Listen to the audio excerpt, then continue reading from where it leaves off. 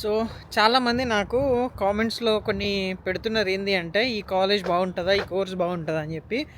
మీరు ఫారిన్ కంట్రీస్‌లో ఎడ్యుకేషన్ కోసం వస్తా ఉంటే ఫస్ట్ గుర్తుపెట్టుకోవాల్సింది ఏంది అంటే, ఏ కాలేజ్ అయినా సరే, అది రోహాంప్టన్ యూనివర్సిటీ, ఈస్ట్ లండన్ ఏదైనా సరే, కాలేజ్ వాళ్ళు మీకు చెప్పేది చాలా తక్కువ ఉంటది. మీరు మీ ఓన్‌గా చదువుకునేది ఎక్కువ ఉంటుంది.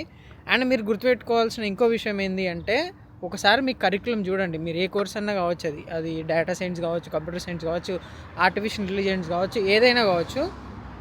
ఆ కరికులంలో ఉన్న సబ్జెక్ట్స్ మీకు ఇంతకుముందు ఎప్పుడన్నా ఆ టర్మ్స్ విన్నారా, లేకపోతే దాంట్లో ఉన్న టాపిక్స్ మీకు ఏమైనా తెలుసా, అది ఒకసారి క్లారిటీగా చూసుకొని ఆ కోర్స్ చూస్ చేసుకోండి. ఒకవేళ ఇది మీకు ఎందుకు చెప్తున్నా అంటే, చాలామంది బయటనే ఇస్తారు అసైన్మెంట్లు చేయించడానికి, కానీ మీరు అట్లా అది నేను ప్రిఫర్ చేయను. ఎందుకంటే మీరు అట్లా మీ ఓన్గా ప్రాజెక్ట్ చేసుకుంటే మీకు నాలెడ్జ్ దొరుకుతుంది. ప్లస్ దాంతోపాటు కొన్ని పౌండ్స్ చేంజ్ చేస్తారు, సేవ్ చేస్తారు.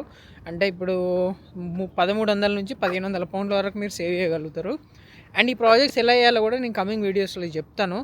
కాకపోతే మీరు మాత్రం ఇది గుర్తుపెట్టుకొని, మీకు ఆ కోర్స్ ప్రయర్ నాలెడ్జ్ ఉంటే అది తీసుకోండి.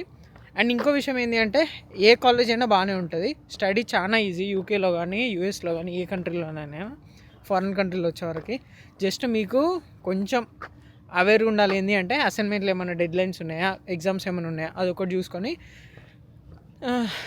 వర్క్ చేసుకుంటే అయిపోతుంది. అంతే, అంత టెన్షన్ పడాల్సిన అవసరం లేదు. Okay, take care, bye.